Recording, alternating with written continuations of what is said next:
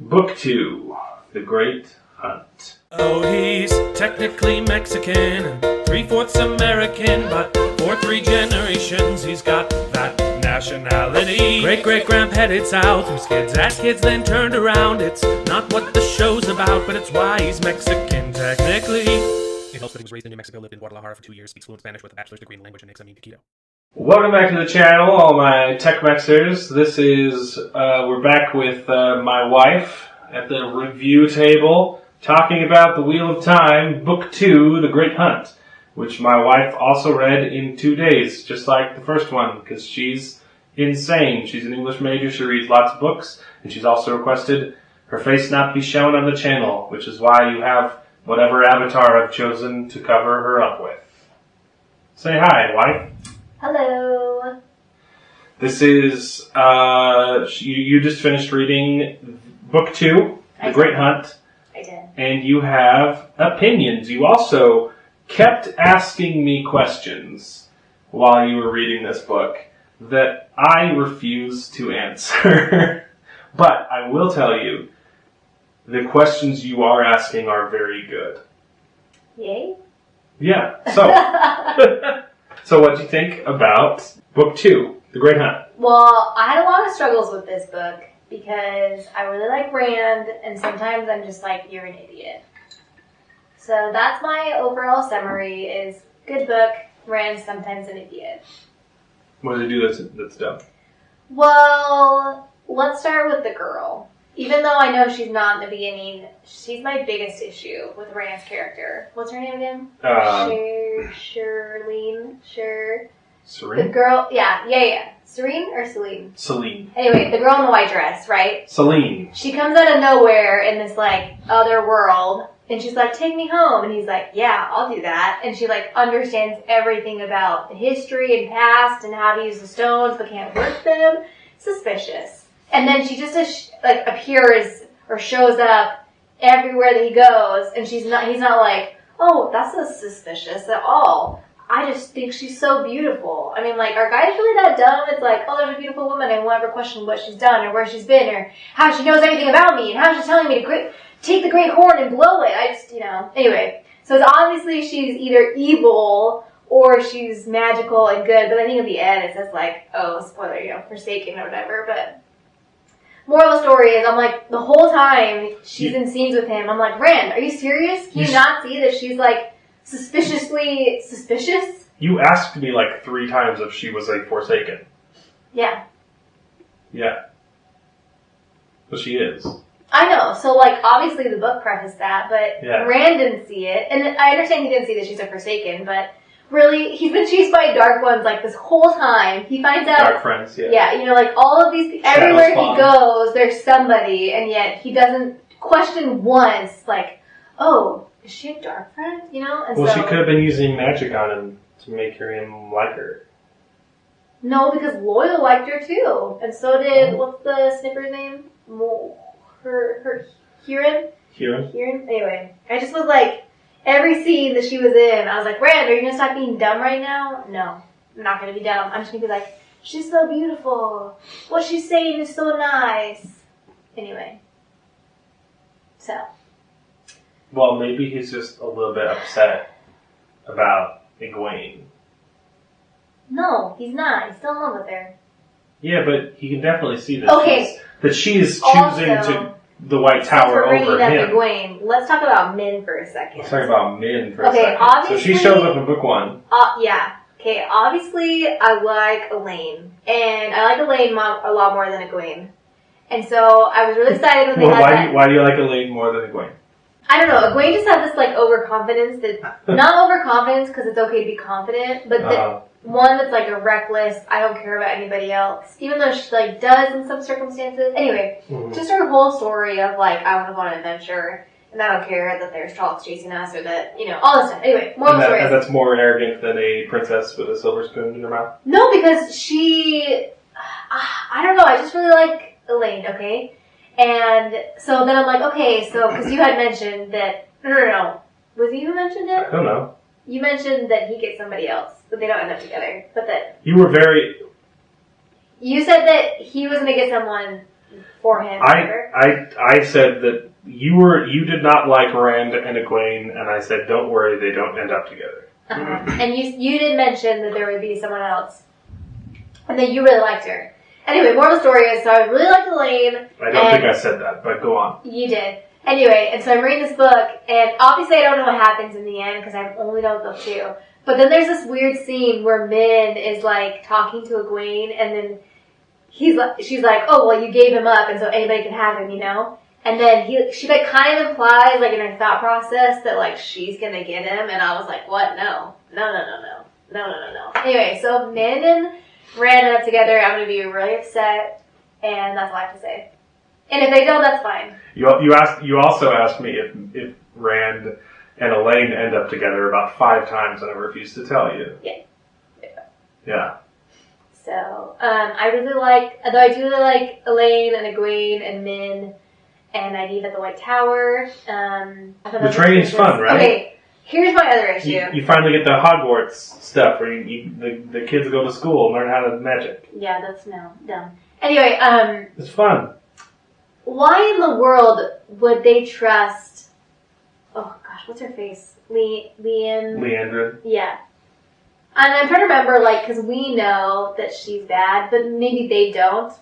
I guess they don't really experience. Yeah, why would they know that for all they know, anyway, she's an authority figure. Okay, but and it's beaten into them at the White Tower. If an Aes Sedai tells you to do something, you gotta do it. Okay, but literally, they're told you can't leave the White Tower, and yet they all go. And because an Aes Sedai told them you have to leave the White Tower. But they're like, I don't know. I just don't. Anyway, and then they're like traveling through the ways, and then I knew it was gonna be bad because you know, 1, they're traveling through the ways, and 2, like, she's bad, but so obviously she's bad because, you know, she's serving her master and she takes them to those people who are the worst. The Shan-Chan? Yeah. Yeah. I also like the part where Nynaeve could just, like, break off the throat grasper or whatever thing. Like, I'm like, has no one ever tried that before? But maybe... She wasn't wearing one.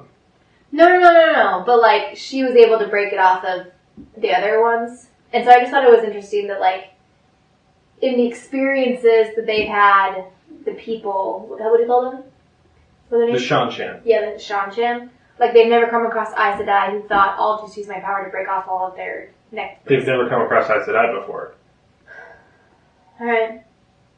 This is the first time, like, the world has seen the Shan-Chan. Okay. They lived on an island far away. Okay. And they just show up. Yeah. Anyway, I mean, those scenes, obviously you get a lot of sympathy for Egwene, because that just sucks, everything she went through. I don't really get how they would let Min just come and go, unless they really, like, had so much confidence. Who's that? The Shan-Chan? Yeah. Because, like, she was in the servant quarters, but she could come and go as she pleased. Right. I thought that was very interesting that they were so trusting. So, yeah, all of that. I think I don't really understand yet the purposes behind the White Cloaks, and, like, how they're going to tie into things, because, like, I know they were there, like, right outside of the Tolman Hill. So it's called Tolman Hill. And they were, like, destroying villages or whatnot, but I think it'll be interesting to see how they play into it, because I don't really get it yet. Like, I understand their drive, but I don't really get it, because, like, the guy who was in charge of the army, he, like, didn't know why he was being sent to do the things he was being sent to do. So, I'm interested in finding that out. He's a lesser commander. He's taking orders from someone else. And then, I'm, like, really bad with names, especially because, like, I don't hear them, I just see them. And so, what's the guy who's in charge of the army, or the guy who's in charge of looking for the horn? Ingtar? Yeah. The foreshadowing of Rand asking himself, could he be a dark friend? No, that's impossible. Was like, oh, well, he's obviously the dark friend. So, but then at the same time, like, I just felt like if that's true, not all of his actions aligned with that, because he's obviously driven to find the horn, but he literally, his dark friend already has the horn, and so his actions to find the horn are very confusing. Anyway, unless he's trying to catch up with them so that they can kill them, but it wasn't them who agreed to go with, like, Rand. He didn't know where he was going to go until Rand decided to go, so. Yeah, I realize how that could be confusing. Yeah, like, in the end, he was like, I regret my decisions or whatever, but, like, it just doesn't make sense. Like, knowing that he was a dark friend doesn't make sense for, like, some of his actions along the way. That's your confusion here is probably because you watched the TV show. But he's not in the TV show.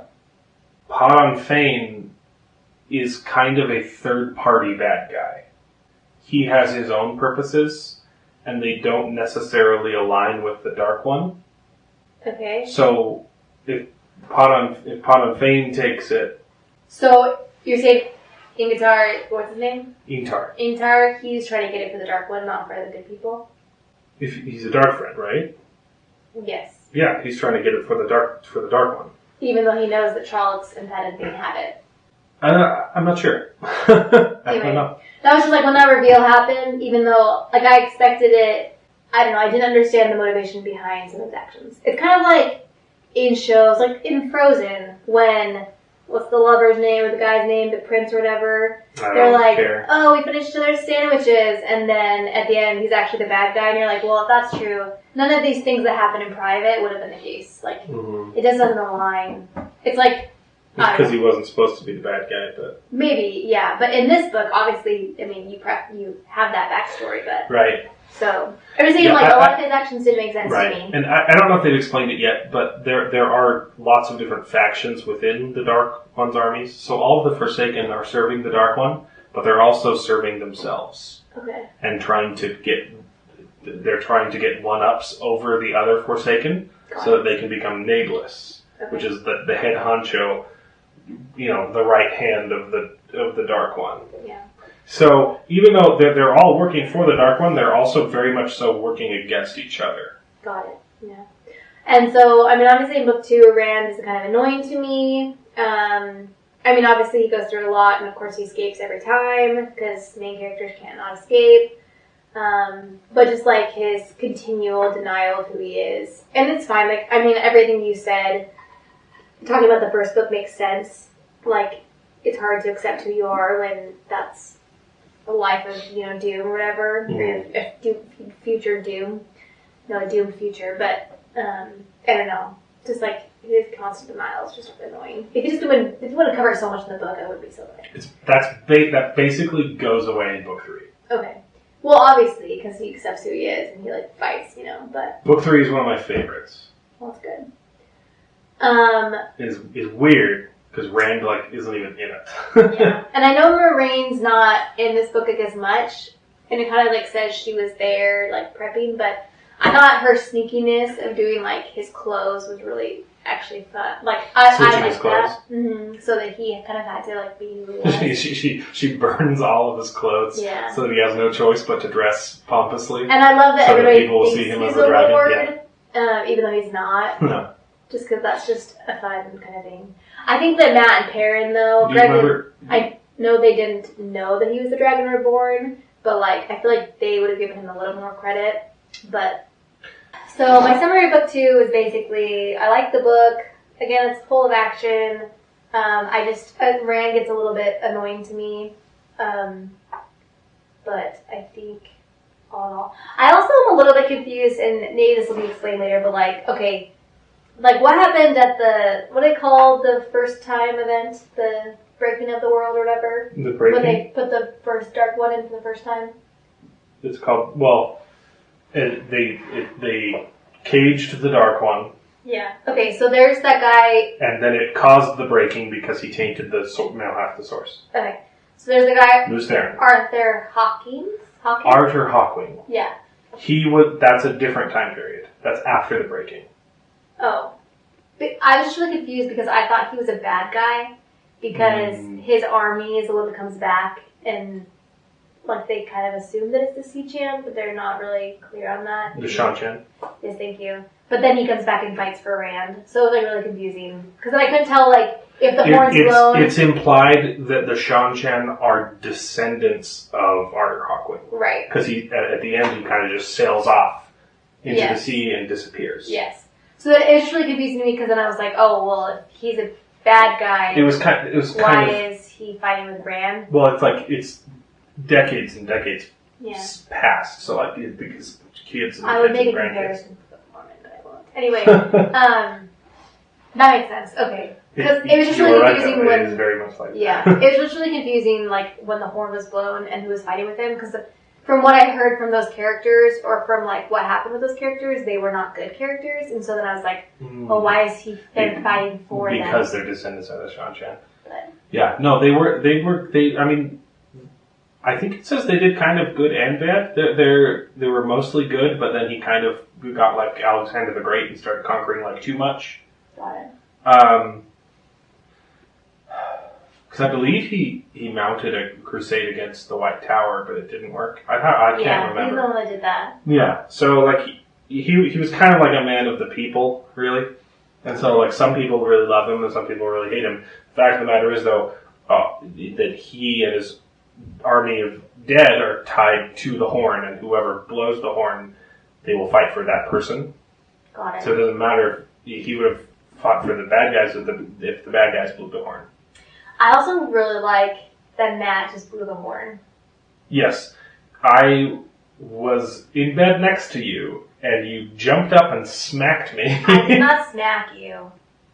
And I was like, what is going on? He said, Matt just blew the horn. Well, it's just because he's just like nonchalantly, well, it doesn't say we can't blow it earlier, and then just like blows it. Like, I just felt that was so beautiful because, you know, so many things about so much stuff is like this, like, you have to just wait, or like it has to be perfect, or this moment has to happen as it's supposed to happen, and he just What is a like, great well, let's just blow explanation. it. So many things about so much stuff is you have to just wait. I don't know, just like, you know, there's so much build up to certain events that it's like, that he just blew it was like beautiful, you know? It's a great moment in the books. Because it's like, oh, hey, that was not expected. Mm-hmm. You said you didn't know what the White Cloak's like ultimate purpose was, but did you like them in this book? Warhol? I mean, I don't know. I just don't know. Their position in the process confuses me. Mm-hmm. Because, like, I understand what they are in the movies.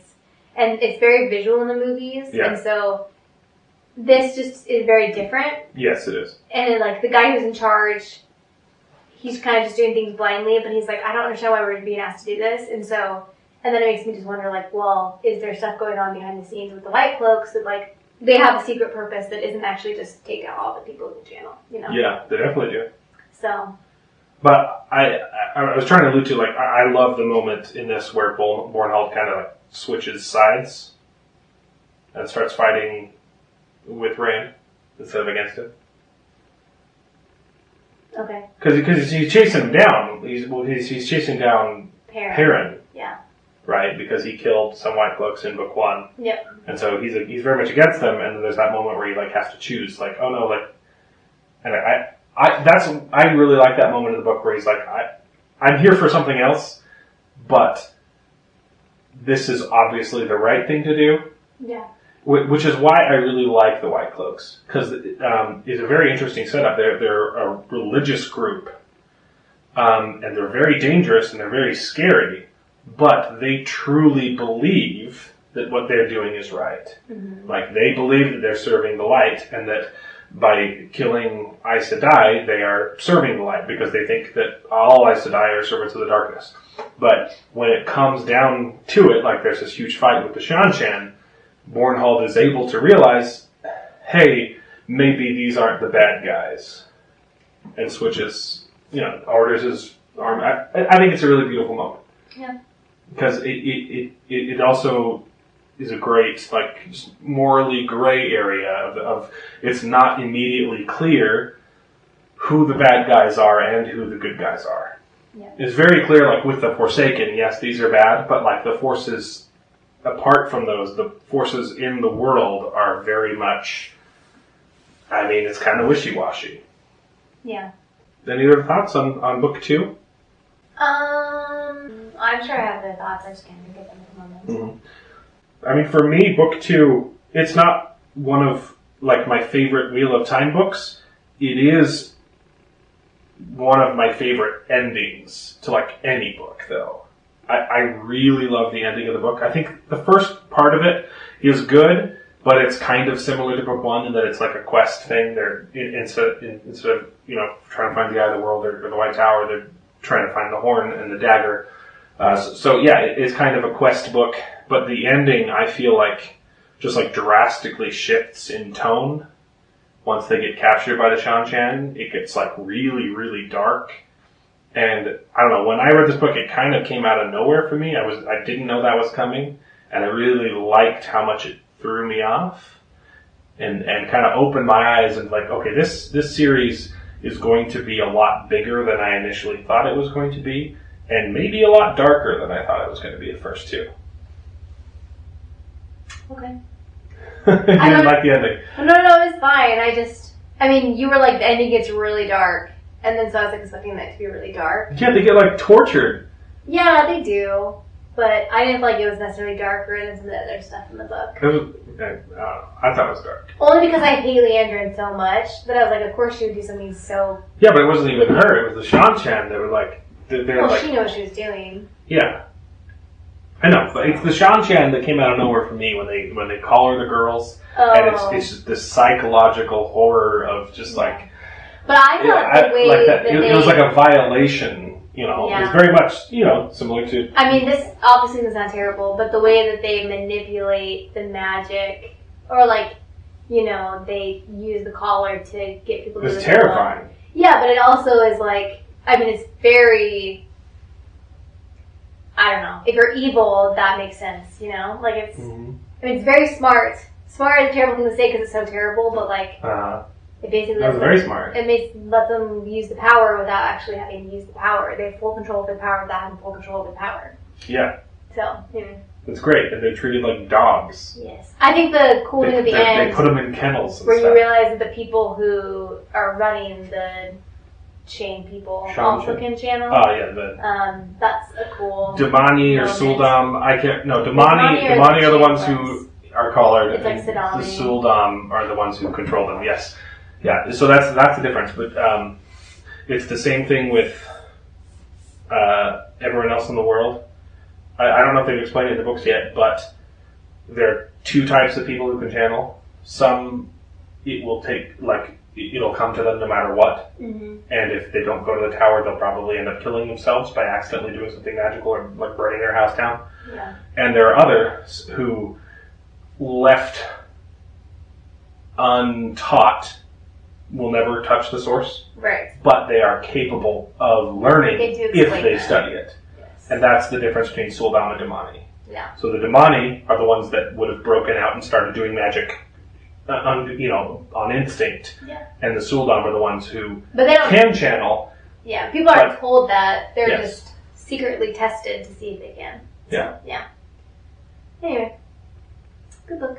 It's a good book. I really like it. Yes. I think I've said this to you every time I'm reading the books.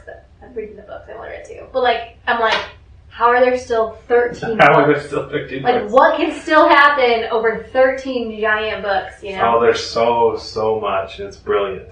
Anyway, so it just seems like, the Rand is so close to being caught all the time, or is caught and narrowly escapes. It's like, how long can this go for 13 books, Yeah.